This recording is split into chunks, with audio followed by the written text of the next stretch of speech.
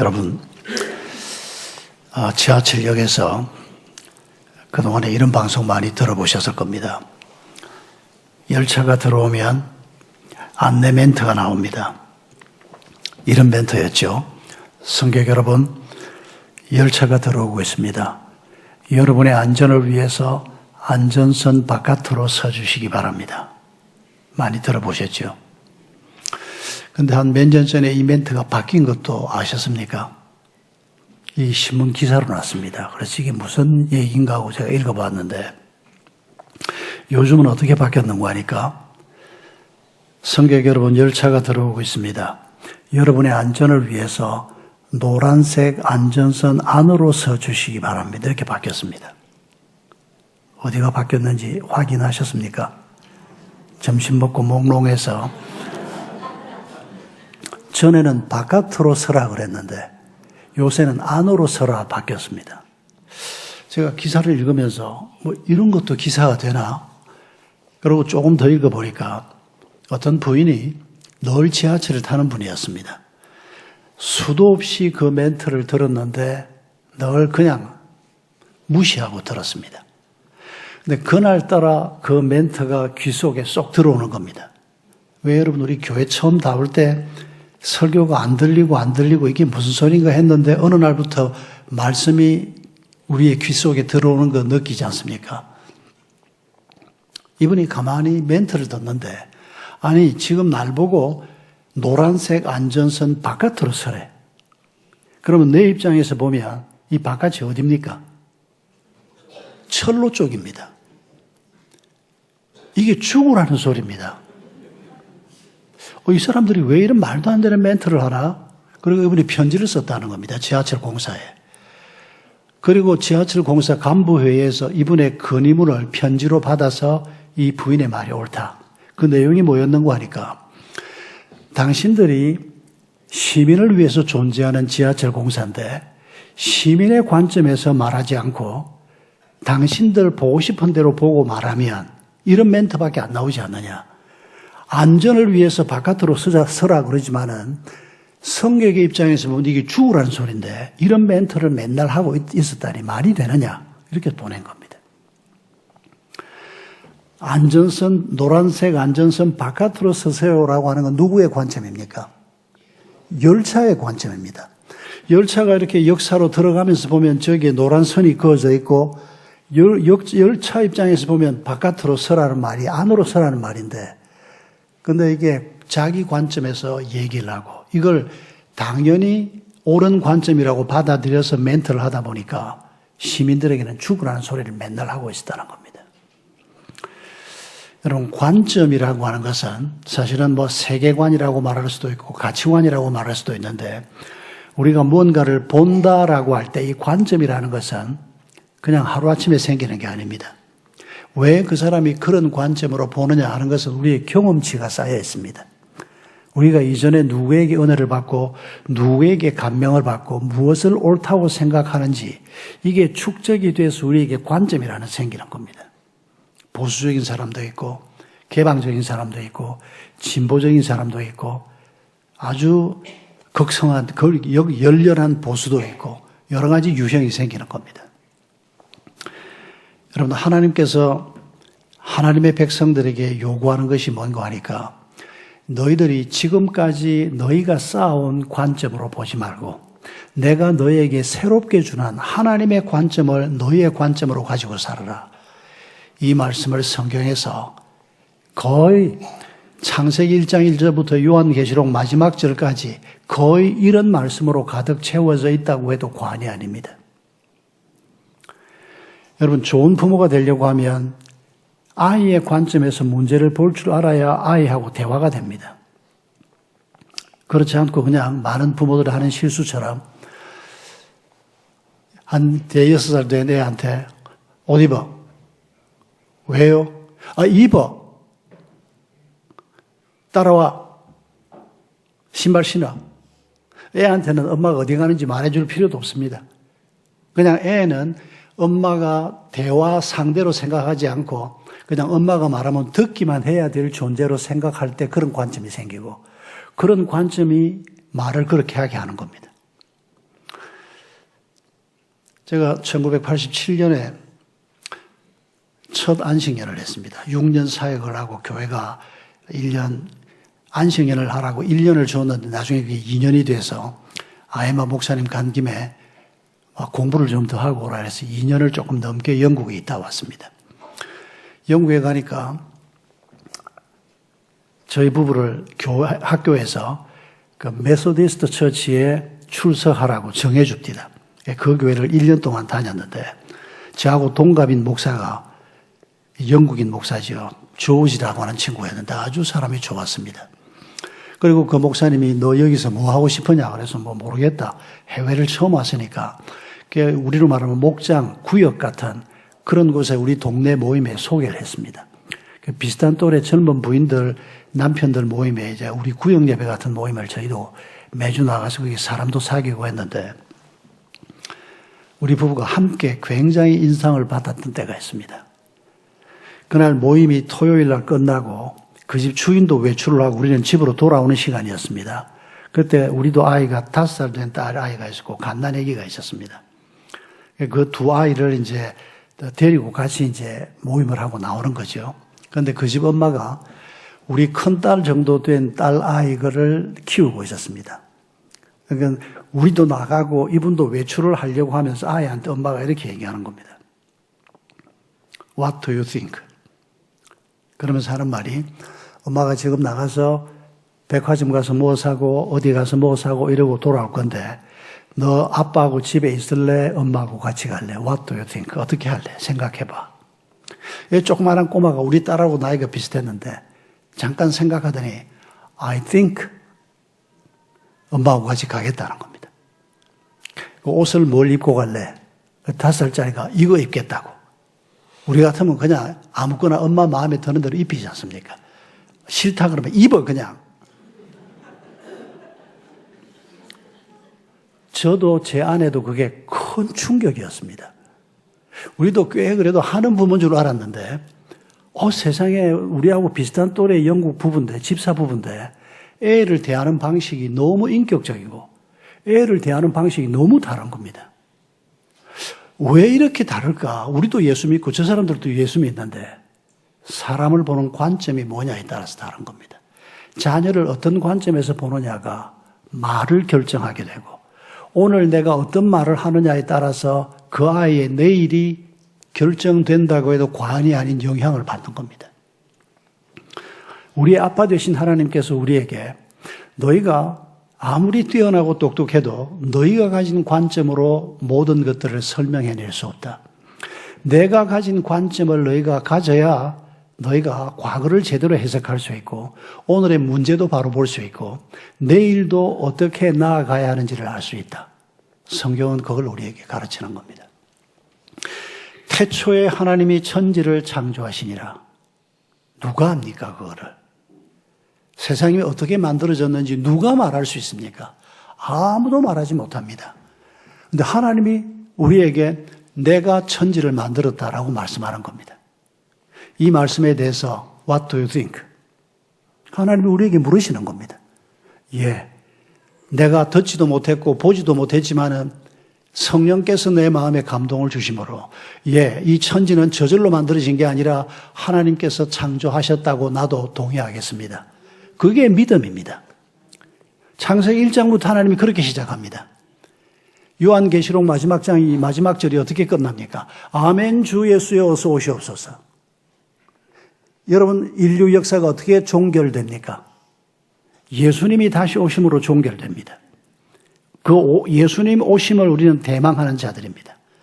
아유 예수님이 지금 오시면 안 돼. 내가 지금 아직까지 요만큼밖에 안 되는데 내가 좀 더 신앙생활 열심히 해서 좀 믿음이 좀 자란 다음에 예수님 만나야 그런 생각하지 마십시오. 해봐야 별 수 없습니다. 10년 더 해봐야 별 수 없고 30년 더 해봐야 우리의 실험으로 얻을 수 있는 결과라고 하는 것은 정말 조금입니다. 평생을 믿음으로 산다고 해도 결과적으로 모든 것은 하나님의 은혜로 주어지는 것이지 우리의 노력으로 주어지는 게 아닙니다. 우리가 이런 관점을 가지고 계시록 마지막 절 말씀을 생각하면 예수님이 지금 오실 게 아니고 내년에 후내년에 아니고 내가 믿음으로 살기 위해서 애는 쓰지만은 오늘이라도 예수님이 오신다면 아멘 주 예수여 오시옵소서. 이 수고로운 내 신앙생활이 끝이 나고 이 이리떼 속에서 양으로 살아야 하는 내 서름도 끝이 나고 이게 우리에게 주시는 하나님의 관점입니다.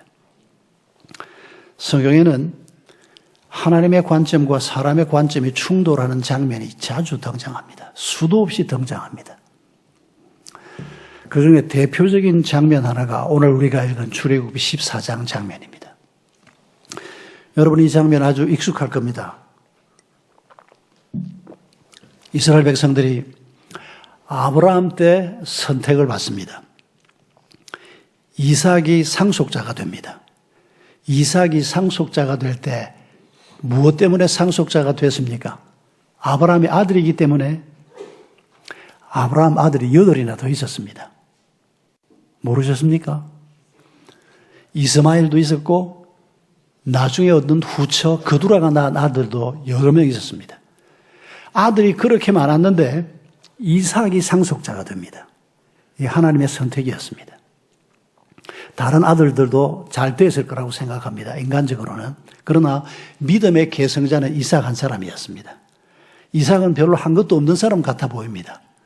그러나 여러분 우리가 평범한 사람 같아도 내가 믿음 하나님의 약속의 말씀을 받은 믿음을 가지고 그 믿음을 따라 살면서 다음 대에 전수하는 이 바톤 타치를 하는 역할 굉장히 중요한 일입니다. 이런 사람이 없으면 어떻게 다음 세대가 믿음의 사람으로 설 수가 있겠습니까? 이삭의 아들이 야곱입니다. 거기도 아들이 둘이었습니다. 그런데 에서는 버림을 받고 버림을 받았다는 말은 하나님 관점에서인데 에서가 하나님을 버리지 않습니까? 장자인데 장자의 명분을 소홀히 여겼다고 히브리서가 말하지 않습니까? 야곱은 둘째 아들로 태어나서 쌍둥이였지만은 둘째로 태어나서 장자의 명분은 형 에서에게 가했습니다. 그런데 야곱이 믿음이 깊어지기 전까지는 아주 간교한 사람이었습니다.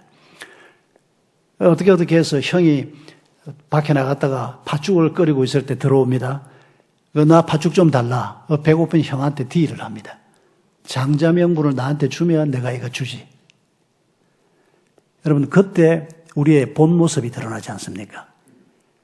야 무슨 말도 안 되는 소리를 해. 팥죽 한 그릇하고 이거하고 바꿀 수가 있어? 이렇게 말하는 사람은 장자의 명분이 너무너무 중요한 걸 알고 있는 사람입니다. 그런데 에서는 뭐라고 얘기합니까? 야 그게 뭐 밥 먹여주냐? 너 해. 여러분 성경이 이런 에서의 태도를 보면서 하나님이 주신 장자의 명분을 만홀히 여겼다고 기록하고 있습니다. 그게 에서의 믿음이었습니다. 하나님을 소홀히 여기는 겁니다. 그러면서 나중에 또 형을 속이고 아버지의 축복을 받고 이런 사건이 벌어지는데 요즘 우리로 봐서는 좀 이해가 좀 잘 안 되는 귀절이긴 합니다. 거짓으로 속이고 들어와서 축복받은 야곱이 장자가 된다. 아버지도 실수한 거죠, 그게 사실. 그리고 거짓말한 건 야곱인데 그런 과정을 우리에게 보여주면서 하나님께서 결국 야곱을 상속자로 택합니다. 여러분 과정이 복잡하긴 해도 해석이 중요합니다. 야곱의 그 교활함까지 하나님이 인정한 건 아닙니다. 그건 잘못이지만은 상속자가 되고 싶어서 몸부림을 치는 야곱의 그 믿음을 하나님이 귀히 보신 것으로 생각합니다. 야곱 때까지도 별일이 없었습니다.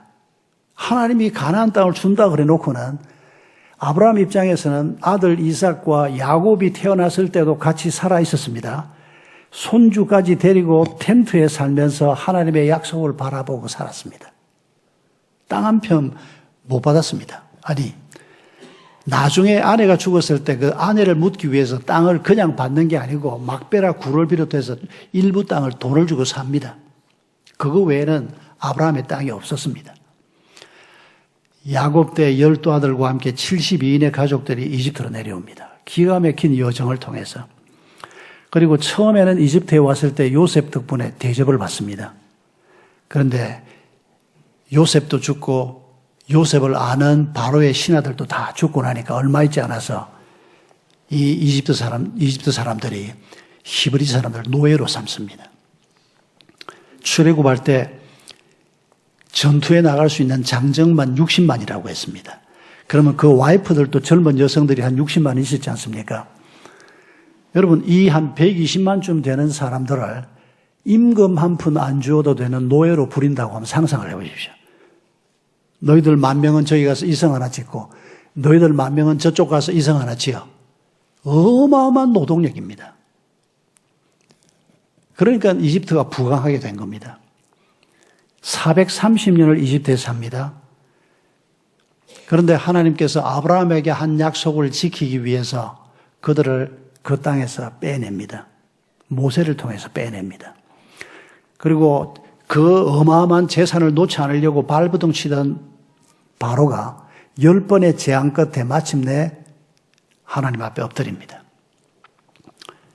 왜 10번씩이나 하나님이 그렇게 번복하게 하고 또 번복하고 하나님 앞에 대적하고 하루아침에 하나님이 바로를 싹 썰어버릴 수도 있지 않습니까? 왜 그 강팍한 바로를 하나님이 끝까지 그렇게 대했을까요? 하나님의 사랑 때문입니다.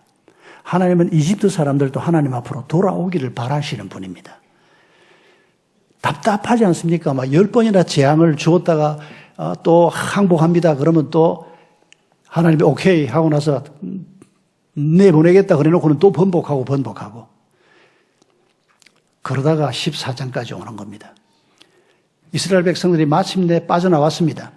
그런데 홍해 앞에 도착을 했는데 또 마음이 변한 바로가 군대를 끌고 다 죽여버리겠다고 따라옵니다. 노예로 풀어줄 바에는 죽여버리겠다는 겁니다. 이런 강팍한 자가 어디 있습니까? 그리고 강팍도 강팍이지만은 이런 어리석은 자가 어디 있습니까? 열 재앙을 통해서 하나님이 얼마나 엄청난 분인지를 보았는데 그 하나님을 대적하려고 하는 겁니다, 지금. 그런데 여러분, 하나님의 관심은 어디 있는가 하니까 이때 홍해 앞에 서 있던 이 백성들의 모습에서 우리를 가르치려고 합니다. 오늘 우리가 읽은 이 본문을 보면 정확하게 홍해 앞에 섰던 이스라엘 백성들이 두 분류로 나뉘고 있습니다. 사람의 관점에서 이 상황을 보는 사람들이 뭐라고 말합니까? 이 사람들은 눈에 보이는 것밖에 보지 않습니다. 눈에 보이는 것만 가지고 보니까 앞에는 홍해고 뒤에는 강력한 군대가 지금 따라오고 있습니다. 이 상황에서 두려움이 몰려옵니다. 이 두려움을 이겨낼 수가 없습니다. 눈에 보이는 것만 보니까. 그러니까 그들이 하는 말이 뭡니까? 이제 우리는 다 죽었다. 우리를 죽일 곳이 없어서 여기까지 끌고 나와서 우리를 죽이려고 하느냐? 불평이 나올 수밖에 없고 미래를 보는 관점이라는 게 아예 그들에게는 없습니다. 여러분, 이 지점에서 우리가 중요하게 생각해야 할 게 뭔가 하니까 이 불평하는 사람들, 이 제대로 된 관점이 없는 사람들이 누구냐 하는 겁니다. 대부분이 이스라엘 사람들입니다. 430년을 이집트에 살았던, 아니 500여 년을 믿음의 대를 이어왔던 사람들입니다. 그리고 최근 몇 달 동안에 하나님께서 이집트에서 기가 막힌 일을 행하는 것을 다 봤지 않습니까? 그리고 그 은혜에 감격해서 출애굽을 같이 했지 않습니까? 이전에 굉장히 많은 은혜 받았던 사람들입니다. 하나님의 기적을 많이 경험했던 사람들입니다. 그런데 여러분, 우리가 기억해야 할 것은 그렇게 많은 기적을 경험하고 그렇게 많은 은혜를 받았어도 그 순간에 우리가 하나님의 관점을 놓쳐버리고 인간의 관점으로 문제를 보면 이전의 은혜가 아무 소용도 없어지는 겁니다. 여러분, 이 점을 우리가 겸손하게 기억해야 합니다. 여러분, 우리의 신앙생활을 생각할 때 30년 전에 내가 청년 때 부흥회 때 밤새 기도하고 울었던 이 은혜가 아직도 우리에게 기억하고 있는 유일한 은혜입니까? SFC 수양회 갔을 때 밤새면서 눈물 콧물 흘리면서 기도했던 거 다 그만두십시오. 여러분, 우리가 과거를 기억하는 것은 딱 한 가지 이유입니다. 과거에 하나님이 내게 은혜를 베푸셨다. 왜 기억해야 합니까? 오늘도 은혜 베푸시고 내일도 은혜 베푸실 하나님을 기억하기 위해서입니다. 지나간 것은 지나간 것일 뿐입니다. 그런데 그 지나간 하나님의 은혜를 오늘 내가 누리지 못하고 있으면, 오늘 내가 하나님의 관점으로 문제를 바라보고 하나님의 관점으로 미래를 보는 이런 안목이 우리에게 없으면 지난날 은혜는 우리에게 아무 소용이 없어지는 겁니다. 연륜으로 되는 게 아닙니다. 직분으로 되는 게 아닙니다. 지난날 내가 경험한 경험치로 해결되는 게 아닙니다. 그런 것들을 통해서 오늘 내가 뭘 보고 있느냐가 중요한 겁니다. 오늘 내가 내 삶을 어떤 눈으로 보고 있느냐, 내가 얼마나 하나님의 관점을 잘 가지고 있느냐, 이게 중요한 겁니다. 모세로 대변되는 하나님의 관점을 가진 사람이 뭐라고 말하는지 우리가 읽었지 않습니까? 모세도 이때 눈에 보이는 것 이상으로 뭘 볼 수 있을까요? 인간의 육안으로는 홍해밖에 보이지 않고 뒤따라오는 군대밖에 보이지 않습니다. 그러나 믿음의 눈으로, 육의 눈으로 보지 못하는 것을 뭘 보고 있는 겁니까, 지금? 모세는 하나님의 약속을 기억하고 있는 겁니다. 하나님이 가나안까지 우리를 데리고 간다고 했다. 그런데 여긴 가나안 중간입니다. 여기서 우리를 죽인다? 그럴 리가 없습니다, 하나님이. 하나님이 얼마나 신실한 분인가를 아는데 여기에서 우리를 죽인다? 아무리 강한 적이 우리를 덮친다고 해도 저들이 우리를 이기지 못한다. 그런 믿음의 눈을 가지고 그 상황을 바라보니까 아브라함처럼 말하게 된다는 겁니다. 모세처럼 말하게 된다는 겁니다. 너희는 가만히 있어서 하나님이 어떻게 하시나 기다려보자. 우리를 죽이겠다고 달겨오는 저 사람들을 우리가 다시는 보지 않아도 될 것이다. 지금까지는 하나님이 용서했지 않습니까? 번복해도 용서하고 결국 10번의 재앙 끝에 나왔는데 이제는 칼을 들고 죽이겠다고 달려오니까 저들 손에 하나님이 우리를 죽게 할 리가 없지 않습니까? 저들을 다시는 보지 않을 것이다. 그리고 어떻게 하실지는 모세도 알 수가 없습니다. 하나님의 방법이 어떨지. 하나님이 막 천사들을 보내서 이스라엘 백성들을 이쪽에서 떠안고 그냥 저쪽으로 넘길지 다리를 놓을지 상상할 수 있는 상상할 시간도 물론 없었지요. 정신이 없어서. 하나님이 어떻게 하실지 우리가 어떻게 그걸 헤아리겠습니까? 그러나 분명한 것은 하나님이 우리를 여기서 죽게 하지 않는다. 우리는 가나안까지 간다. 믿음을 가진 사람들은 바로 이런 관점에서 현재를 바라보는 겁니다. 그러니까 두려워하지 말자. 하나님이 어떻게 하시나 기다려보자. 이게 하나님이 우리에게 약속하신 하나님의 관점입니다. 여러분, 우리가 신앙생활을 하면서 이런 하나님의 관점을 제대로 배우는 것이 우리의 신앙의 기초요, 우리의 신앙의 강점이 될 것입니다. 이런 것들을 훈련받지 못하면 결국 그렇게 은혜 받고 하나님이 행하시는 일을 많이 보았는데도 무너지는 이 사람들처럼 되고 마는 것입니다. 여러분, 성경에 이런 인물이 한둘이 아니지 않습니까? 믿음의 길을 걸어가면서도 무너졌던 사람들을 떠올려 보십시오. 하나님이 장자의 명분을 주었는데도 그까지 이렇게 밥 먹여주냐? 그렇게 생각했던 에서는 결국 낙오자가 되고 말았습니다. 하나님의 나라에서는 아무 의미 없는 자가 되고 말았습니다. 그런데 성격이 좀 간교하고 문제가 좀 있었지만은 하나님의 장자의 명분, 하나님의 상속자의 명분, 이걸 사모했던 야곱은 젊은 시절의 연약함을 조금씩 벗어나면서 결국은 하나님 앞에 큰 인물로 서게 되는, 그리고 그의 아들 12를 통해서 12지파를 형성해서 한 민족을 형성하는 이런 은혜를 누리게 되는 것을 성경이 우리에게 가르치고 있지 않습니까? 여러분, 우리가 하나님을 믿는 사람이니까 하나님의 관점을 배워야 되겠다, 그런 생각이 없는 분은 지금 집에 가셔도 됩니다. 그런데 오늘 오후까지 남아서 여러분 이렇게 우리가 함께 말씀을 상고하는 자리에 있는 것은 성경이 가르치는 것에 대한 사모함이 있기 때문 아닙니까? 이걸 어떻게 적용해야 할까? 여러분, 신앙생활은 사고력의 훈련이라고 생각해도 과언이 아닙니다. 말씀을 읽고 성령의 도우심을 통해서 하나님의 논리를 배우고 하나님이 주시는 말씀을 우리가 깊이 깨닫는 이 생각하는 법, 여기에서부터 사실 시작이 됩니다. 예수님이 제자들 훈련시킬 때도 이런 훈련을 굉장히 많이 시키는 걸 볼 수 있습니다. 공중에 나는 새를 봐라 그러십니다. 새를 보면 새 배에다가 써놨습니까? 아무것도 안 써져 있습니다. 그럼 어쩌라는 겁니까? 생각해보라는 겁니다. 그럼 새를 보면서 뭘 생각해야 됩니까? 야, 새야, 너는 좋겠는데, 직장 안 나가도 되고, 시간 맞출 필요도 없고, 시가집도 필요 없고, 친정집도 필요 없고, 네 살고 싶은 대로 살고, 그냥. 그런 생각하라는 게 아닙니다. 하나님이 생각하게 하는 것을 생각하라는 겁니다. 그 예수님이 가르치지 않습니까? 저 공중에 나는 새를 보면서 뭐를 생각하라고? 저 새가 농사 짓냐? 길쌈 매냐? 이렇게 말하면 이게 이제 2000년 전 언어니까 오늘 언어로 바꾸어서 들을 줄 알아야 합니다. 저 새가 직장 가냐? 저 새가 보험이 들었냐? 저 새가 뭐 저금 통장이 있냐? 주식을 사놨냐? 아무것도 없지 않냐? 그런데 저 새를 누가 먹이느냐? 내가 먹이지 않느냐? 하나님이 하시고 싶은 말씀입니다. 그럴 때 이제 못되게 우리 머릿속에 이런 생각이 들어옵니다. 아니, 신문 기사 보니까 어느 지역에서 새가 몇십만 마리가 다 한꺼번에 죽어버렸다 그러더만.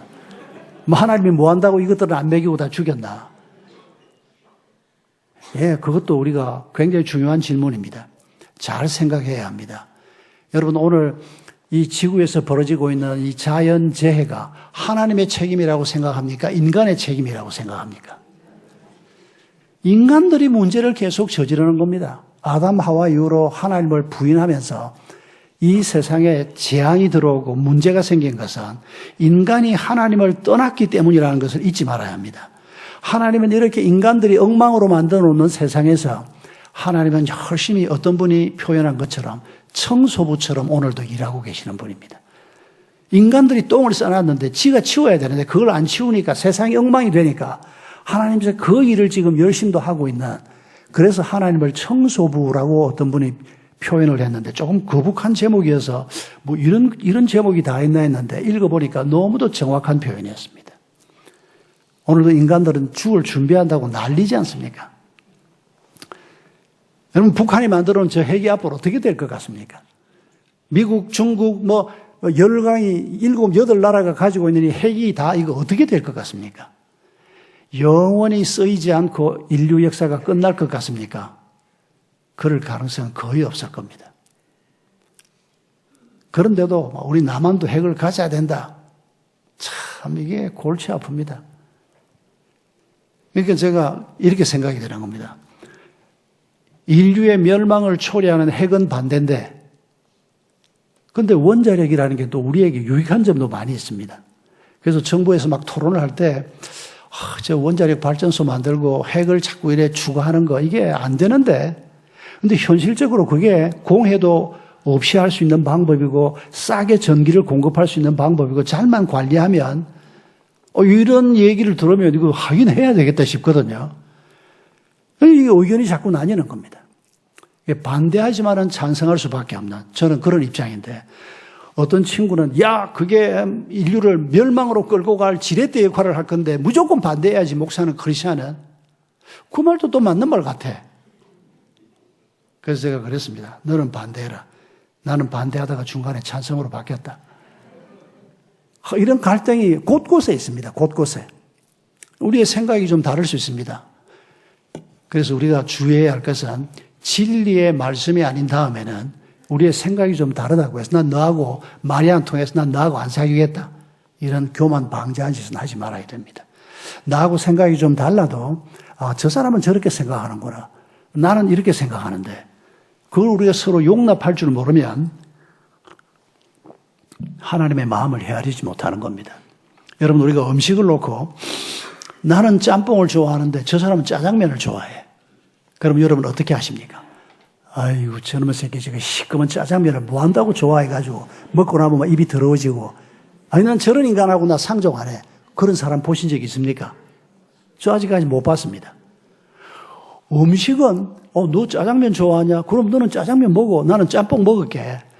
음식 가지고 짬뽕, 짜장면, 뭐 파 이렇게 나뉘는 건 지금까지 별로 보지는 못했습니다. 그런데 다른 문제에서는 엄청 갈립니다. 이게 우리의 교만이요, 우리의 무지 때문이라고 생각합니다. 우리가 진리의 말씀 앞에서는 양보할 수 없습니다. 예수 그리스도가 누구시냐 하는 점에서는 양보할 수 없습니다. 그러나 그 외 것들은 우리가 서로 포용할 줄 알아야 하는, 이게 하나님의 바른 관점이라고 생각합니다. 적용을 하면서 한 몇 가지 생각을 잠깐 나누어 보겠습니다. 예수 그리스도를 어떤 관점으로 봐야 할 것인가? 뭐 오늘 이 자리에 남아있는 여러분은 이미 정리가 되어 있을 거라고 생각은 합니다만은 워낙 중요하니까 이 얘기부터 해보려고 합니다. 세상 사람들은 지금 예수를 뭐라고 얘기합니까?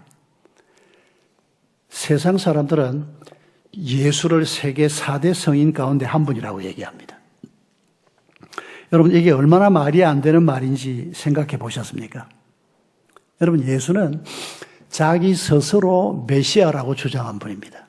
자기 입으로 버젓하게 메시아다, 그리스도다, 하나님의 아들이다, 하나님과 동등 본체가 같은 존재다, 이런 얘기를 자기 입으로 반복해서 얘기를 했습니다. 성경 구절은 찾지 않겠습니다. 그분의 제자들도 똑같이 예수 그리스도를 그런 분이라고 고백하다가 다 순교했습니다. 만약에 예수가 정말 자기가 그리스도 메시아가 아닌데 자기가 아닌 줄 알면서도 메시아다라고 말했으면 이거 뭡니까? 사기꾼입니다. 자기도 메시아가 아닌 줄 모르고 메시아다 그랬으면 이건 정신병자입니다. 정신병자거나 사기꾼이 아니라면 그럼 자기가 메시아다라고 말하는 사람을 어떻게 세계 4대 성인 가운데 한 분이다. 이게 어디에서 나왔습니까? 여러분, 안 믿는 사람들의 고민이 뭔고 하니까 예수라고 하는 분이 워낙 인류 역사의 미스테리한 존재입니다.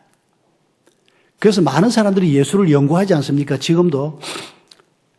그러니까 이게 분명히 엉터리 같은데 말도 안 되는 사기꾼이어야 맞는데 이분에 관한 글을 읽어보면 인류 역사에 없는 뛰어난 도덕을 얘기하고 인류 역사에 없는 인류가 걸어가야 할 길을 밝혀놓는 엄청난 분이라는 것을 발견을 합니다. 원수를 사랑해라. 이게 말이 되는 소리입니까? 여러분, 2000년 전 사회뿐 아니라 오늘도 원수를 사랑한다는 말은 감히 누가 하지를 못합니다. 예수의 제자들이나 하지. 부부가 서로 사랑하는데 서로 좋아하다가 이혼하다가 이렇게 사는 게 인생인데 예수님은 뭐라고 얘기합니까? 하나님의 사랑으로 부부가 서로 사랑하라고 얘기합니다. 이웃 사랑도 내 몸처럼 사랑하라고 얘기합니다. 여러분, 예수에 관해서 글을 읽으면 사람들이 깜짝깜짝 놀랄 수밖에 없는 얘기를 예수님이 합니다. 누구도 한 적이 없는 얘기를 그 30대 초반의 젊은 예수가 인류 사회에 환하게 빛을 비추는 이런 엄청난 얘기를 하고 있는 걸 읽으니까 이 사람을 감히 정신병자라고 할 수가 없는 겁니다. 정신병자의 입에서 어떻게 이런 말이 나옵니까? 사기꾼의 입에서 어떻게 이런 말이 나옵니까? 또 사기를 쳐서 자기가 집을 샀습니까? 나라를 세웠습니까? 이런 말도 안 된다 싶은 교훈을 가지고 결국 그분은 제자들을 위해서 십자가의 길을 가셨습니다. 그러니까 사람들의 고민이 인간 예수를 하나님이라고 말할 수도 없고 믿음이 없으니까 그렇다고 이 예수를 사기꾼이라고 할 수도 없고 어중간하게 만들어 놓은 게 4대 성인 가운데 한 분이다. 이 논리입니다. 깊이 생각하지 않은 사람들이 만들어 놓은 논리를 인류 사회가 2000년 동안 쓰고 있습니다. 여러분, 예수님은 두 가능성 중에 하나밖에 없습니다. 그분 자신이 말한 대로 정말 그리스도든지 아니면 그리스도가 아니면 사기꾼이든지 둘 중에 하나입니다. 그리스도가 하나님의 아들이라는 것을 믿으시기 때문에 이 졸린 시간에 여기 와서 앉아있지 않습니까? 여러분에게 복이 있을 것입니다.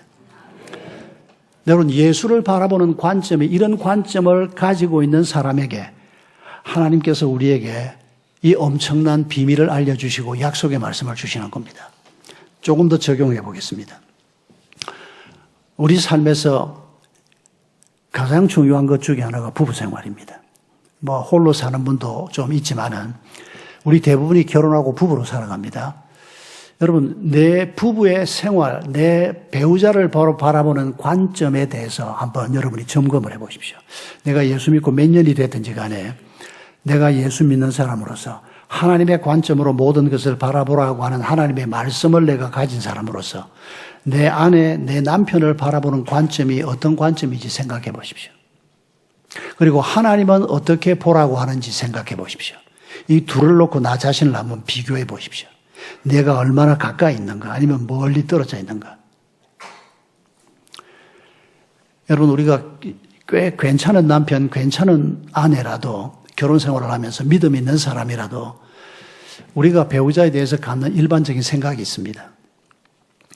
저 사람이 조금만 잘하면 우리 가정에 평화가 임할 건데 내가 큰 거 바라나 한 번씩 설거지 해주고 뭐 음식 쓰레기까지 버려주면 더 좋고. 근데 저 인간이 그냥 그런 딴짓이나 하고 앉아있고 시간 나면 그냥 뭐 눕고 싶어 하고 그냥. 여러분, 이게 혹시 내가 내 남편에 대해서 가지고 있는 생각입니까? 틀리지 않았을 수 있습니다. 여러분, 내 말이 맞는 것이 중요한 게 아닙니다. 내가 맞는 말을 하기 때문에 나는 이 말을 한다. 그게 참 어리석은 자의 말일 수도 있습니다. 남편들은 할 말이 없는 줄 압니까?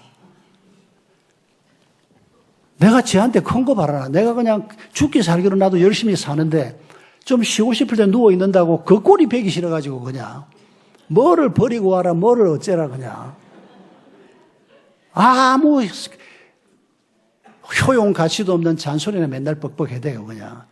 잔소리 가지고 해결이 될 것 같으면 다 잔소리 합시다 그냥. 근데 잔소리야말로 참 의미 없는 경우가 많습니다. 그럼 어쩌라고 그러면? 잔소리 대신에 하나님의 관점을 가지고 잔소리 대신에 사람을 움직이는 법을 배워야죠. 그런데 우리가 그걸 배우려고 하질 않습니다. 오늘은 그런 얘기까지 다 하려고 하는 건 아니고, 여러분, 하나님께서 결혼 생활을 바라보는 우리에게 어떤 관점을 가지고 보라고 얘기합니까? 부부에 대해서 제일 먼저 나오는 말씀이 창세기 2장 18절 말씀입니다. 최초의 부부에게 주신 말씀입니다. 어떤 배필이 되라? 돕는 배필이 되라. 근데 방금 제가 예를 든 이 부분은 돕는 배필입니까? 바라는 배필입니까? 바라는 배필입니다. 바라는 배필은 하나님의 관점을 가진 사람이 아닙니다. 그 말이 맞을 수 있습니다. 그게 그 남편의 게으름일 수 있고 아내의 강팍함일 수 있고 두 사람의 관계에서 보면 맞는 말일 수 있습니다. 그런데 그 맞는 말 한다고 해서 둘이 문제가 해결되느냐? 안 됩니다. 하나님의 관점을 가지고 서로를 바라볼 때 문제의 실마리가 풀리는 겁니다. 그래서 하나님께서 너희가 바라는 배필이 되지 말고 내가 너를 남편으로 세우고 내가 너를 아내로 세운 것은 돕는 배필이 되라고 세운 것이다.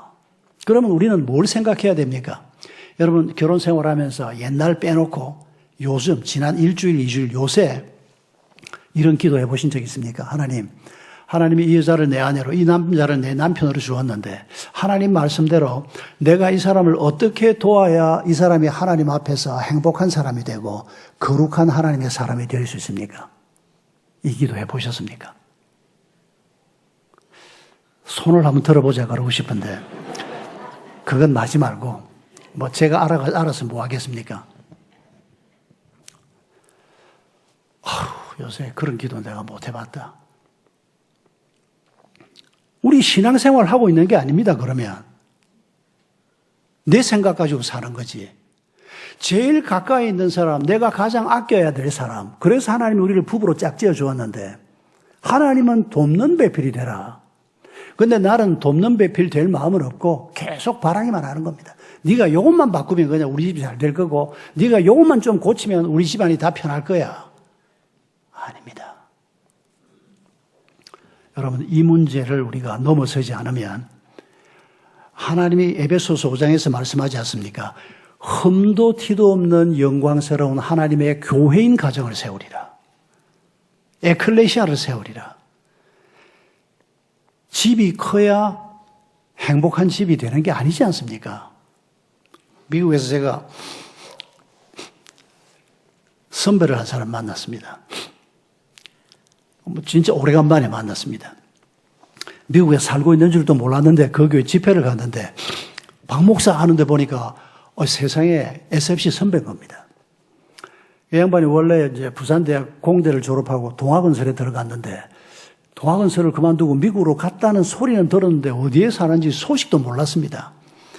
세상에 그 교회에서 만났는데 이제 교회 스케줄은 다 차 있어가지고 그 양반하고 밥 먹을 시간이 없어서 따로 한번 시간을 내서 만났는데 요새 뭐하고 살고 있냐 그러니까 세탁소 하고 있다는 겁니다. 세탁소 하기 전에는 뭐 했냐 그러니까 참 잊을 수가 없습니다. 라스베가스에서 엄청난 돈을 번 겁니다. 자기 건설 기술을 가지고. 그리고 자기 집이 소위 그때 몇백만 불짜리 집이었습니다. 한 십수년 전인데 엄청난 집에. 그러니까 막 부인도 나가서 남편 일도 없고 막 회사를 경영하면서 엄청난 돈을 벌었는데 사업이라는 게 그렇지 않습니까? 더군다나 미국 땅에서 부도가 나버린 겁니다. 그리고 그 대저택에 살다가 좁은 아파트로 이사를 한 겁니다. 그럼 이제 라스베가스에서 LA로 철수를 한 겁니다. 그런데 아파트니까 부부방이 있고 옆에 딸방이 있고 그 옆에 또 딸방이 있고 방에서 소리치면 다 들리지 않습니까? 우리는 아파트가 익숙하지만 대저택은 들리지 않습니다. 뚝뚝 떨어져 있어가지고. 그런데 어느 날 저녁에 아이가 둘째 딸이 지방에서 잠자기 전에 기도하는 소리를 아빠가 들었습니다. 뭐라고 기도하는가 얘가. 하나님, 아빠는 망했다고 하는데 학교 갔다 오면 엄마 아빠가 집에 있어서 너무 좋고 방에 누워 있으면 엄마 아빠 목소리가 들려서 너무 좋고 이렇게 기도를 하고 있더라는 겁니다. 자기가 철퇴로 한 대 맞은 것 같았다는 겁니다. 나는 망했다고 하나님이 나를 버리신 건가라고 생각했는데 그게 아니구나. 여기에도 뭔가가 있구나. 하나님의 뜻이 있구나. 그래서 LA로 나와서 뭘 할까? 좀 더 확실한 걸 해야 되겠다. 안전한 걸 해야 되겠다. 사업이라는 건 막 무너지기도 하고 하니까 세탁소가 힘은 들어도 이건 착실하게 한 걸음 한 걸음 가는 거니까. 그래서 한때 미국 사회에 이 세탁 업종의 한 7, 80%를 한인들이 했다고 그러더라고요. 지금은 이게 베트남계로 넘어가고 있습니다. 원래 이게 유태인들이 많이 했답니다. 장로님이 그러고 나서 이제 이분이 이제 LA 와서 그 교회 장로가 된 건데 그 얘기를 하는데 그래서 완전히 살아있는 하나님의 말씀이었습니다. 돈을 벌었을 때 성공했고 돈이 없어졌을 때 실패했다고 생각을 했는데 그게 아니고 하나님이 이전에 경험하지 못한 돈으로 채워지지 않던 내 인생에 가족애로 채워지고 새롭게 내 인생을 채워주시는 이걸 경험하면서 꼭 해탈한 사람 같았습니다. 전에는 그랬답니다. 친구들이 얼굴 나쁘다 그러고 자존감도 떨어지고 그런데 그런 깨달음을 얻고 난 다음에 세탁소를 하면 친구들, 고향 친구들, 옛 친구들 만나면 한국에서 온 사람들 만나면 세탁소 한다는 말을 잘 안 합니다. 되게. 이게 고수가 돼야 합니다. 세탁소 한다고 뭐 부끄럽지도 않고 세탁소 하면서 하나님하고 얼마든지 잘 누리고 살고 돈도 괜찮거든요. 그런데 이런 고데기는 고대입니다. 여러분, 우리가 우리 삶을 바라보는 관점을 하나님은 우리의 관점이 아니고 하나님의 관점으로 보기를 원하십니다. 그리고 부부가 서로를 바라보는 관점도 돈 많이 벌어주면 되고 내가 원하는 배우자가 되어주면 되고 그게 아니고 하나님이 원하시는 배우자가 되는 것입니다. 그게 바로 돕는 배필입니다. 그래서 우리가 남은 길을 가는 동안에 아내에게 남편에게 요구하는 사람 되지 마십시오. 요구하는 것이 벌써 자기 중심적인 생각에서 벗어나지 못하는 겁니다. 스스로 발견해서 고치도록 기다려주는 것이 지혜입니다. 그리고 나 편에서 내가 이 남자를, 이 여자를 어떻게 하면 하나님 앞에서 좀 더 행복하고 거룩하고 충성된 사람이 되도록 내가 도울 수 있을까? 요것만 생각하면 하나님께서 부부 모두에게 큰 은혜를 베풀어 주실 것입니다. 시간이 좀 갔지만 자녀 문제 하나만 더 생각하고 마칩시다. 여러분, 우리의 자녀나 손주를 바라볼 때 여러분의 마음이 지금 어떻습니까? 혹시 이런 쪽입니까? 아이고, 저거는 공부도 못하는 게 나중에 뭐가 될라나? 아이고, 저거는 성질머리도 드는 게 나중에 어디 뭐 결혼할 사람은 있을라나? 아이고, 저거는 몸도 약한 게 저거 앞으로 어떡하지? 우리가 부모니까 또 뭐 조부모니까 아이들을 가까이서 보는 사람이니까 아이들의 약점을 보고 걱정하는 마음이 생길 수밖에 없습니다. 이런 마음 안 든다면 사람이 아니죠. 이게 일반인들의 관점입니다. 그런데 여러분, 하나님은 우리의 자녀를 뭐라고 바라보시나를 기억하십시다. 시편 128편 3절을 보면 하나님은 우리의 자녀들을 젊은 감람나무라고 말합니다. 감람나무가 뭡니까? 유대인 집에, 우리 집에 감람나무가 세 그루 있다. 왜 세 그루냐고요? 제가 애가 셋이니까. 근데 야곱을 두고 말하면 우리 집에 감람나무가 13그루가 있다. 야곱이 아들 12에 딸 하나 13이었지 않습니까? 여러분 이게 뭘 의미하는 거니까 우리 집에 소 13마리가 있다 하는 말과 똑같습니다. 감람나무가 있으면 감람 열매 따서 팔고 감람 잎 따서 팔고 돈이 되는 나무라는 얘기입니다. 하나님이 아주 직설적으로 표현합니다. 우리가 알아듣기 쉬우라고. 그러면 우리도 다 한 열씩 낳아야 되나? 그건 또 다른 문제입니다. 이것도 참 아까 원자력 얘기할 때처럼 이게 올라 저게 올라 막 혼선입니다. 제가 52년생인데 애들이 버글버글했습니다. 그냥 막. 한 반에 제가 지금도 기억이 납니다. 고등학교 때 72번까지 있습니다. 그 72명을 덩치 큰 놈들을 한 방에다 집어넣어 놨는데 시골 학교인데도 고등학교가 1, 2, 3학년 합하면 500명이 넘고 중학교가 막 600명이 되고 애들이 버글버글 했습니다. 이거 한 20년 계속된 것 같습니다.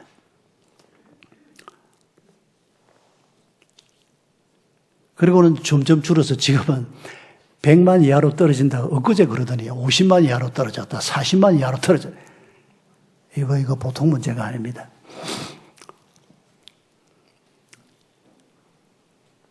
이런 날이 올 걸 알았으면 한 집 건너 하나 낳자 그런 씨알도 먹히지 않는 말을 하지 말았어야 되지 않습니까? 그런데 정부 정책으로 그걸 진행을 했습니다. 나라가 지금 이렇게 망해가는데 어떤 전문가가 이렇게 얘기합시다. 지금 이 상태대로 인구 증가가 떨어지기 시작하면 300년이 지나면 대한민국에 남한에 한국 사람이 한 사람도 없어진답니다. 제가 그 말 듣고 깜짝 놀랐습니다. 이거 회복되지 않으면 망한다는 겁니다. 결국 지금 이민 정책을 바꿔야 됩니다. 이제 지금 300만 이상의 외국인들이 들어와 있긴 한데 이제 외국인들이 계속 한국에 남아 살도록 하고 이제 다인종 사회가 되어가고 있습니다. 실제로. 그런데 믿는 우리로서 이런 험악한 세상을 살아가야 될 우리 아이들을 바라볼 때 우리 아이들을 어떤 관점에서 볼 것이냐 하는 겁니다. 하나님은 우리 아이들을 감람나무라고 얘기합니다. 빌딩이라고 얘기합니다. 돈이 될 아이들이고 일을 할 아이들이라고 얘기합니다. 그런데 내가 보기에는 아이가 공부가 안 됩니다. 내가 보기에는 아이가 몸이 약합니다. 그러면 어느 쪽을 선택하겠습니까? 저거를 누가 낳았나? 이런 길을 선택할 겁니까? 아니면 네가 몸이 약해도 네가 엄마 닮아서 아빠 닮아서 공부가 조금 모자라도 애가 공부 못하는 게 누구 탓입니까? 지 탓입니까? 부모 탓이지. 그런 약점을 우리가 알고 있어도 그 약점을 가지고 저주하는 게 아니고 하나님이 너를 도와주실 거야. 하나님이 네 연약함을 도와주실 거야. 연약함 없는 사람이 어디 있습니까? 그게 믿는 부모가 자녀들 앞에 선포해야 할 하나님의 복인 것입니다. 그러면 우리가 선포하는 대로 하나님이 복을 주시겠다고 한 대로 우리 아이들이 자라게 되는 것을 믿어도 될 것입니다. 2주 전에 제 이종 처남이 딸을 결혼시킨다고 자영 바쁘지만 꼭 와서 기도를 해달라고. 딸이 다니는 교회 담임 목사가 이제 주례를 하는데 매형이 와서 기도 좀 해줬으면 좋겠다고. 사촌 처남인데 제가 안 갈 수가 없지 않습니까? 아무리 토요일이라도 제가 목회를 안 하고 있으니까. 우리 처남이 어떤 애인가 하니까 우리 장모님의 여동생의 아들인데 그러니까 제가 우리 장모님의 첫 사위니까 처남들이 다 어렸습니다. 얘가 중학생이었습니다. 그러니까 걔가 크는 모습을 제가 쭉 보아온 겁니다. 왜 그런 애들 있지 않습니까? 공부는 머리가 없는데 교회를 열심히 옵니다, 얘가. 공부는 그거 여러분 잘한 놈도 있고 못할 놈들은 또 어쩔 수 없습니다. 어차피 스카이대학 가는 놈은 3%밖에 안 됩니다. 여기 3% 들어간 분이 몇 분이나 있는지 모르겠습니다. 그런데 믿는 부모들이 잘못 생각해서 귀한 하나님이 감람나무라고 하는 귀한 아이들을 공부 좀 못한다고 바보 취급을 합니다. 절대 이런 우를 범하면 안 됩니다. 우리 처남이 그러니까 처이모지요. 우리 이모님이 아주 신앙심이 깊은 분이었고 우리 그 처이모부도 참 사람이 좋은 분이었습니다. 저를 자기 사위처럼 생각을 하고 아껴주었는데 아들을 보면서 걱정이 되는 겁니다. 그런데 제가 보니까 얘가 성격이 좋아요. 뭐 공부 좀 못해도 뭐 낙심도 하지도 않고 뭐 교회 열심히 가고 뭐 회장도 하고 대학도 그냥 시시한 대학을 갔습니다. 그 대학 간 게 어딥니까? 내가 시시하다 그랬지만은 저는 실제로는 이 말을 쓰면 안 된다고 생각하는 사람입니다. 여러분의 이해를 돕기 위해서 한 말이지. 그런데 얘가 대학에 들어갔는데 아주 친구 하나를 만났는데 얘가 너무 좋아하는 겁니다. 그 친한 친구가 됐어요, 대학에서. 그런데 이 친구의 아버지가 양산에서 자동차 부품 공장을 하는 사람입니다. 근데 아버지가 이걸 해서 성공을 했습니다. 그래가지고 한 200명 종업원들을 데리고 이 자동차 부품을 만들어서 납품하는 공장을 하는데 엄청난 돈을 벌고 있습니다. 근데 아버지는 이 장남이 그 일을 맡아주기를 원하는데 얘는 그런 쪽은 아예 관심도 없는 애인 겁니다. 아버지는 네가 와서 회사 일을 해라. 졸업하고 군대 갔다 와서 회사에 들어와라. 아버지 나는 그거 하면 죽습니다. 나는 답답해서 죽습니다. 내 친구가 너무 잘할 겁니다. 그래가지고 친구를 만나보자. 만나더니 얘가 넉살이 좋거든요. 얘는 진짜 뭐를 해도 잘할 수 있는 애입니다. 공부 빼고는. 그래도 공부도 아주 안 한 건 아니지 않습니까? 그래도 4년제 대학을 들어갔는데 아버지가 보니까 이 아들 데려다 놓으면 회사는 말아먹겠고 얘를 보니까 괜찮아 보여요. 그래서 네가 우리 회사에 좀 들어와라. 15년 만에 그 회사 사장이 됐습니다. 그 아버지가 완전히 시민을 하고 일찍 조기 은퇴를 한 겁니다. 요즘 양산에 그 회사가 지금은 종업원이 한 400명으로 늘어났습니다. 얘가 그렇게까지 변신할 줄은 우리 집안 처갓집에 아무도 몰랐습니다. 교회에서도 얘가 얼마나 열심히 어릴 때처럼 교회 열심히 섬기는지, 그리고 그 딸이 장녀가 결혼을 한다는 겁니다. 그거 제가 안 가볼 수가 있습니까? 세상에 이 딸이 얼마나 믿음이 좋은지 제가 놀랐습니다. 목사님이 주례를 하면서 이 딸에 대한 얘기를 주례를 하면서 하는데 제가 너무 감동했습니다. 우리 이모님의 기도가 헛되지 않았구나. 지금 아들, 손주에게까지 이 믿음이 어떻게 전승되고 이 인간으로서는 어떻게 할 수 없는 일이었습니다. 그런데 그 딸이 얼마나 믿음이 좋은지 내가 목사님의 그 짧은 주례사를 통해서 이렇게 얘기하는 겁니다. 교회 안에 장로 아들인 청년이 목사님을 찾아왔더라는 겁니다. 목사님, 내가 누구를 좋아하는데 만나자는 말도 못하겠는데 어떻게 하면 좋을까요? 목사님이 이 남자애도 아는 겁니다. 이 여자애도 아는 겁니다.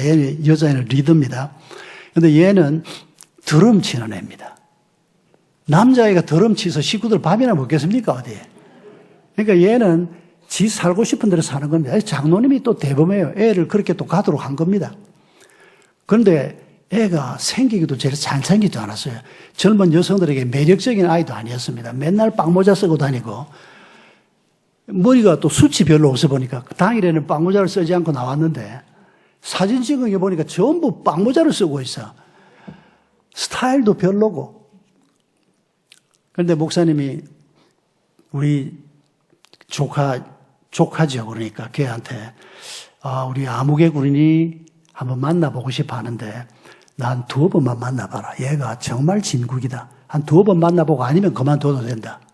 얘는 별로였는데 목사님이 간곡하게 얘기를 하니까 얘를 만난 겁니다. 한 몇 번 만나보니까 애가 직업도 별로고 전망도 좀 별로지만은 정말 하나님을 사랑하는 아이라는 걸 알게 됐습니다. 그 둘이 교제를 시작했습니다. 교제를 시작하기로 한 날 1일 날 청년이 목사님한테 전화를 해서 이렇게 얘기했답니다. 목사님, 저는 하나님이 살아계심을 믿습니다. 제가 이 아이를 놓고 여러 해 동안 기도했는데 이런 일이 일어날 걸 상상도, 외모부터가 벌써 다릅니다. 우리 조카는 예쁘고 늘씬하고 키가 총각애가 약간 더 작습니다. 그런데 얘는 외모도 시원찮고 직업도 시원찮고 볼 거라고는 믿음 하나밖에 없습니다. 장로님 내외가 얼마나 결혼식 당일날 기뻐하는지 우리 처남 내외는 시무룩해야죠. 딸 키워서 영국 유학까지 보내서 교회 데려놨더니 엉뚱한 놈이 데려간다고. 나중에 알고 보니까 그런 스토리였던 겁니다. 그 가정에 복이 있을 겁니다. 다른 거 보지 않고 믿음을 따라서 결혼을 결정한 이 아이를 보면서 제가 이 집안에 놀라운 신앙의 흐름이 부모 대회부터 시작해서 이어지고 있구나. 그런 생각을 제가 하게 됐습니다. 말씀을 마치면서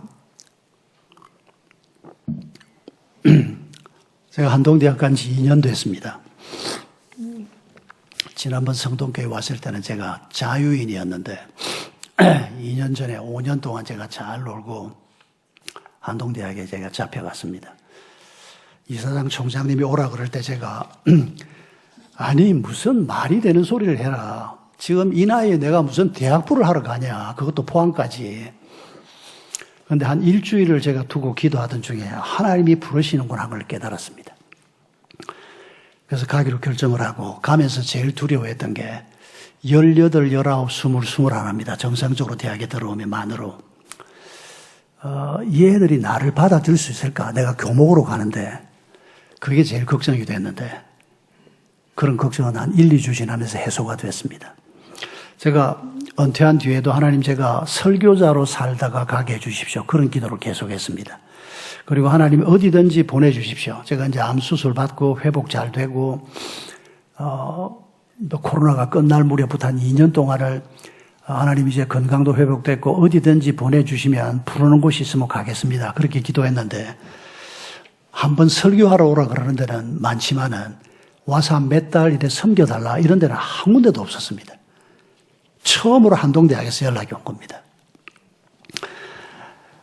하나님이 나를 부르시는구나. 그 앞에는 아무 이유가 있을 수가 없었습니다. 그래서 무조건 가야 될 수밖에 없었습니다. 내 생각을 다 포기하고 내 두려움을 포기하고 하나님이 가라고 하면 역할이 있지 않겠는가. 지금 2년 됐는데 학교에서 2년 약속하고 갔는데 2년을 더 있어달라고 해서 또 계약서에 한 번 더 사인을 했습니다. 앞으로 2년 더 이제 있어야 되는데 제가 한동대학에 저도 한동의 학부형입니다. 그리고 한동 교수 수련회를 10수년 전에 가서 사흘 동안 같이 있어 본 적도 있고 학생 집회도 가보고 한동대학을 꽤 잘 안다고 생각했는데 이번에 제가 가서 이제 석자 교수로 있으면서 학교를 보니까 이 학교가 너무 괜찮은 데가 많은 겁니다. 제가 제일 감동받은 건 뭔고 하니까 150명의 교수들이 무조건 30명씩을 맡습니다. 학생이 4,300명이거든요. 그럼 30명 학생을 1년 동안 목회를 하는 겁니다. 30명 중에 10%는 불신자입니다. 4,300명 중에 10%가 불신자입니다. 예수 믿는 아이들만 뽑는 게 아닙니다. 그냥 뽑는데 뽑아놓고 조사를 하면 항상 90% 정도가 믿는 사람입니다. 근데 그 중에 한 절반은 교회에서 학교에서 훈련 잘 받은 아이들입니다. 한 절반은 본어게인이 필요한 아이들입니다. 주어면 노미랄 크리스찬들이 있습니다. 이 세 부류고 학교 안에 있는데 제가 하는 일은 설교입니다. 수요일날 체프를 하는데 상반기 8주 동안은 4번 하고 하반기에는 2번 합니다. 그러니까 제가 기도한 대로 설교자로 대학에 가게 된 겁니다. 그런데 이 한동대학에서 제가 이제 학교를 파악하면서 이제 설교를 해야 되니까 총장이 주재하는 교무회를 매주 들어가서 학교를 배우면서 학교 돌아가는 상황을 익히고 있는데 4,300명 중에 목회자 자녀, 선교사 자녀가 1,200명이 있습니다. 이 아이들 중에 한 7, 80%는 한동에서 가장 가난한 아이들입니다. 그래서 이 아이들에게 장학금 주고 이 아이들을 밥 먹이려고 학교가 엄청 애를 쓰고 후원을 많이 기다리고 있습니다. 그런데 이 학교가 장점인 것은 이 교수들 150명이 아이들을 30명씩 맡아서 매주 만납니다. 그런데 매주 단체로 만나는 것 가지고는 해결이 안 됩니다. 그러니까 개인적인 만남을 1년 내내 갖습니다. 교수들이 아이들을 집으로 초대하고 불신 아이들은 불신 아이들대로 따로 만나고 신실한 아이들은 신실한 아이들대로 격려하고 이 사역을 하면서 사제 관계가 형성이 됩니다. 지금 전 세계 어디에서도 사제 관계가 한동만큼 왕성하게 이루어지는 학교는 구경도 할 수가 없습니다. 얼마 전에 제 서울에서 제 후배 목사 하나가 저한테 전화를 해서 이렇게 얘기를 했습니다. 목사님, 딸도 한동 출신이고 사위도 한동 출신인데 제가 한동 가고 난 다음에 저한테 가끔씩 연락하는 친구인데 목사님, 우리 딸이 어제 전화를 했는데 자기 팀 담당 교수님이 결혼한 지 10년 됐는데 늘 연락은 주고받는데 이 교수님이 신혼집 얘들 가정집에 처음 방문을 하기로 했답니다. 그리고 서울에 출장을 가서 하룻밤을 그 집에서 자고 가기로 했다는 겁니다. 아빠한테 전화를 해가지고 아빠 우리 아무개 교수님이 다음 주 무슨 요일날 우리 집에서 하룻밤 자기로 했고 뭐 이런 얘기를 딸이 하는데 아빠가 저한테 뭐라고 전달을 하는 거 하니까 목사님 내가 우리 딸한테 그 교수님 얘기를 자주 듣긴 했는데 딸이 자기 집에 팀 담당 교수님이 오신다는 얘기를 하는데 나는 예수님이 우리 딸 집에 오는 줄 알았다고 이렇게 표현을 하는 겁니다. 교수에 대한 존경심은 굉장히 중요합니다. 전공 공부를 가르치는 것도 중요하지만은 인격적으로 영향을 받는 것 이건 존경하는 사람에게서 가능한데 한동에 그게 살아있는 겁니다. 30년입니다. 금년에. 그래서 제가 자주 이렇게 얘기합니다. 성도들을 만나면 한동의 아이를 보내주십시오. 부자가 되는 거 학교가 책임질 수 없지만은 유명해지는 것도 학교가 도와줄 수 없을지 모르지만 그건 하나님 손에 달려있는데 거룩하게 사는 젊은이로 만드는 것은 학교가 온 힘을 다해서 하고 있다고. 우리 아이들이 정말 행복해지는 길이 뭘까? 믿음으로 서야 합니다. 그런데 대학에서 지금 이걸 잘 못하고 있습니다. 저는 고등학교까지 한 20년을 했는데 대학은 처음이지만은 이 아이들을 보면서 한동은 100%는 아니지만 졸업하고 나가는 아이들이 한 60, 70%는 신실한 크리스천들로 살아가는 걸 제가 현장에서 확인을 계속합니다. 아직 학교에 갈 아이들이 있고 손주들이 있으면 여러분 다른 거 생각하지 마세요. 서울대학 보내지 마세요. 한동에 있는데 하버드 대학 보내지 마세요. 거기 가면 머리는 트일지 모르지만은 신앙은 트이진 않습니다. 한동이야말로 우리 아이들 마음속에 하나님을 심고 하나님이 인도하는 길을 가야 되겠다고 결심하게 하는 그 일을 위해서 학교가 전력 투구하고 있습니다. 그리고 아이들이 학교에서 하나님이 내가 어떻게 살기를 원하시는구나 하는 길을 찾는 겁니다. 그리고 나가면 돈을 많이 못 벌더라도 그 길을 계속 걸어갑니다. 지난주에는 조현병을 앓고 있는 아이가 저를 찾아왔습니다. 얘가 뭐라고 얘기하는 거 하니까 지금도 조현병 약을 먹고 있는데 목사님 나는 조현병을 앓고 있어서 나 같은 게 뭘 할 수 있을까 생각했는데 어느 날 기도하다가 나 같은 조현병을 앓는 사람을 위해서 내가 뭔가를 할 수 있겠다. 갑자기 그 마음이 들었다는 겁니다. 그러면서 날 보고 목사님 제가 이렇게 살아도 될까요? 그러는 겁니다. 제가 뭐라고 답했을 것 같습니까? 하나님이 주신 마음 같다야. 그래서 제가 빌립보서를 읽어주었습니다. 우리 안에 행하시는 분이 하나님이시고 특히 소원을 두고 행하게 하시나니 빌립보서에 나오는 지금 네 마음속에서 네가 조현병 환자들을 위해서 살아라라고 하는 말을 사탄이 할 것 같으냐? 사탄이 그런 귀한 일, 남을 섬기는 일을 뭐 하라 그러겠냐? 내가 보기에 하나님 주신 음성 같다. 100%는 아니지만은 네가 그 생각을 주셨으면 일단 한번 그 길로 가보자. 기도하면서 한 걸음 한 걸음 가보고 지금 네가 뭘 생각하냐 그랬더니 벌써 많이 스터디를 해놓았어요. 미국에 유명한 파운데이션이 있는데 거기에 자기가 제안서를 내려고 한다는 겁니다. 한국에 조현병 환자가 몇 명이 있고 이 사람들 중에 중증은 도울 수 없는데 경증을 앓고 있는 사람들은 이렇게 도울 수 있다. 당신 파운데이션에서 나를 지원해주면 내가 한국의 이 일을 위해서 섬겨보겠다. 제안서를 벌써 쓰고 있는 겁니다. 그 파운데이션에서 만약 한 몇만 불 도와주고 아니면 한 10만 불 도와준다면 이게 출범이 가능한 일입니다. 그리고 그런 제안서를 국내 기업들에도 낼 수 있습니다. 돈이 벌리는 일은 아닙니다. 그런데 하나님이 내게 주신 마음이다. 그래서 해보겠다. 저는 이런 아이들이야말로 세상을 바꿀 수 있는 아이들이라고 생각합니다. 조현병을 앓고 있어도 약을 먹고 있어도 이런 건강한 마음을 가진 아이들이 길을 걸어가면 조현병도 이겨낼 수 있을 뿐 아니라 미래를 바꿀 수 있고 우리 한국의 미래도 그런 사람에 의해서 바뀐다고 저는 믿습니다. 이런 꿈을 꾸게 하는 것이 한동입니다. 전공이 뭐든지 간에 실제로 그런 선배들이 나와서 여러 분야에서 많이 일을 하고 있습니다. 지난번에 창업 설명회를 하는데 토요일이었는데 제가 일부러 참석을 했습니다. 한 선배가 후배들이 한 몇백 명이 와서 앉아 있는데 자기가 생명공학을 전공해서 이제 회사를 만들고 투자를 받는데 이렇게 얘기하는 겁니다. 투자 받기가 참 어렵지 않습니까? 젊은 사람들이. 근데 이 친구가 시작을 이렇게 하는 겁니다. 여러분,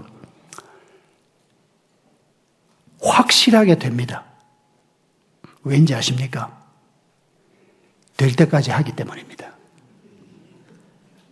아프리카에 기우제를 지내는 민족들이 많이 있는데 100% 기우제에 성공하는 부족이 있다는 겁니다. 왜 그럴까요? 비가 올 때까지 기우제를 지내기 때문입니다.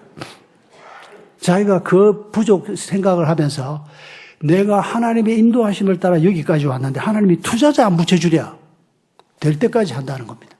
거절당하고 또 제안서 고쳐서 또 회내고 거절당하면 또 고쳐서 나가고 언젠가는 하나님이 붙여주실 거야. 붙여주시더라는 겁니다. 그래서 이런 회사를 만들었고 지금 이런 일을 하고 있다고 얘기하는데 제가 이제 나이 한 40도 아직 안 된 친구인데 제가 가슴이 먹먹했습니다. 기적을 만들어가는 사람들입니다. 돈을 바라보는 사람들이 아닙니다. 돈을 바라보면 그런 미련 보통의 짓을 하고 있지 않습니다. 그런데 하나님이 가라고 하는 길을 내가 걸어가는데 그리고 이런 걸 만들었는데 투자도 하나님이 해 주실 거야. 놀라웠습니다. 저는. 내가 직장 생활했으면 저렇게 할 수 있었을까? 그런 선배들이 후배들을 위해서 뭐 한다 그러면 지 돈으로 지 시간 내서 토항까지 내려옵니다. 그날 연사가 20명이 왔는데 16명이 한동 선배들이었고 전부 자비량에서 그날 내려왔습니다. 제가 한동을 위해서 여러분에게 이런 말씀을 드리는 것은 한동을 그저 기독교 대학이라 생각하지 말고 한국의 믿음의 청년들을 하나님이 불러 모아서 한국 사회, 한국 교회의 미래를 위해서 준비시키는 곳이다. 이렇게 생각하면서 여러분의 한동을 위해서 기도해 주시고 또 자녀를 보내주시기 바랍니다. 내년 1월 26일부터 2박 3일 동안 한동에서 한동 미래 포럼이라는 걸 합니다. 거기도 여러분을 초대하고 싶습니다. 바쁘시겠지만은 한 살 휴가를 좀 내든지 해서 대한민국 어디에서도 들을 수 없는 우리 한동 교수진이 7강의를 합니다. 정말 뛰어난 강사들입니다. 실제로 교회 현장에 나가서 계속 강의하는 교수들 중에서 골라서 제가 AI 문제라든지 법률과 민주주의 각 분야의 중요한 이슈들을 뽑아서 7번 강좌를 여는데 학교 기숙사에 학생들 사는 곳에서 오면 주무시고 2박 3일 동안 할 건데 안내는 우리 김 목사님에게 제가 다 보내드렸습니다. 한번 뭘 좀 배우고 싶다. 관점도 좀 바꾸어 보고 내 신앙생활에 변화가 좀 필요하다. 이런 마음속에 요구가 있는 분들은 강추합니다. 와보시면 새로운 관점에서 모든 문제를 바라볼 수 있는 이런 기회를 제공해 드릴 거라고 생각합니다. 앞으로 우리가 남은 생을 살면서 이 좁아 터진 내 눈으로 세상을 바라보지 말고 하나님의 큰 눈으로, 깊은 눈으로 세상을 보고 문제를 바라보고 내일을 바라보면서 승리하는 그리스도인들이 되기를 주의 이름으로 축원합니다. 오늘과 내일을 함께 담보하는 그런 성도, 그런 교회가 되기를 주의 이름으로 축복합니다.